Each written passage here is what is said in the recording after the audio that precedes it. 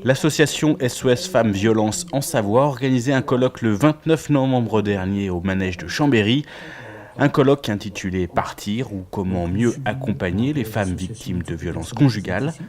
Un rendez-vous qui souhaitait mettre en valeur la chaîne des acteurs permettant aux femmes victimes de se reconstruire. Nous avons voulu aujourd'hui réunir les différents partenaires qui peuvent intervenir auprès d'une femme qui arrive à rompre avec le cycle de la violence, et donc pour montrer comment ce que chacun peut apporter à cette femme qui arrive à partir et à se sortir de ce cycle. Donc violence physique, insultes, violence qui touche le budget, l'interdiction de sortir, le lien avec les amis, avec la famille, en fait, qui relève également de violence. Il n'est pas nécessaire d'avoir été victime d'une violence physique ou psychologique, ça peut toucher de toute façon d'autres éléments que la personne au départ ne pensera pas. Le colloque était notamment ouvert par Madame Christelle Caille de Salis, déléguée départementale aux droits des femmes et à l'égalité au sein des services de la préfecture. Son intervention pouvant ici nous donner un ordre d'idée chiffré du nombre de femmes victimes connues en Savoie.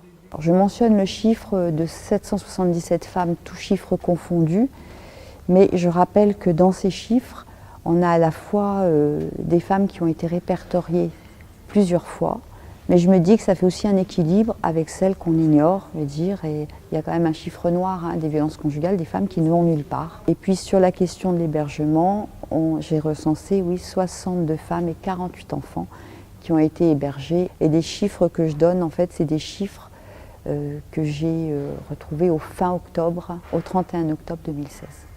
Ma mission, en fait, elle est là, je veux dire, pour coordonner des actions sur le département. On va dire sur la question des violences conjugales, ça va être d'impulser des actions, de co-animer ou d'animer des groupes de travail avec le conseil départemental, d'ailleurs, des délégations territoriales sur chacun des territoires, et qu'ensemble, nous arrivions à trouver plus de solutions d'accueil pour les femmes victimes de violences, plus de solutions d'hébergement, on va le dire comme ça aussi, former les professionnels, donc d'avoir vraiment une réflexion avec, comme j'ai dit tout à l'heure, une intelligence collective qui nous permette d'améliorer l'accueil des femmes.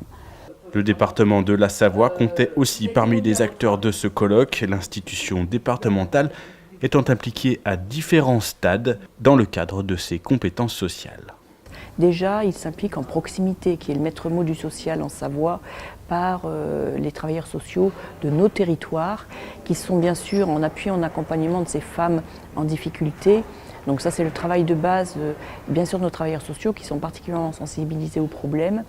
Et de fait, ils le font selon plusieurs actions, soit un suivi individuel des femmes, bien entendu, mais aussi l'animation dans les territoires du réseau des partenaires. Et puis l'autre démarche du conseil départemental, c'est bien sûr d'aider financièrement à ces logements qui accueillent ou en urgence ou après un cheminement de rupture de ces femmes, donc un accompagnement financier de ces logements qui sont de toute façon la base de la première action que les femmes décident de faire quand elles doivent partir, quitter le domicile conjugal.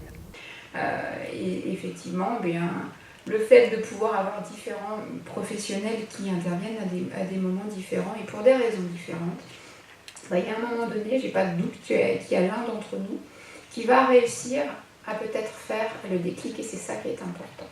Voilà.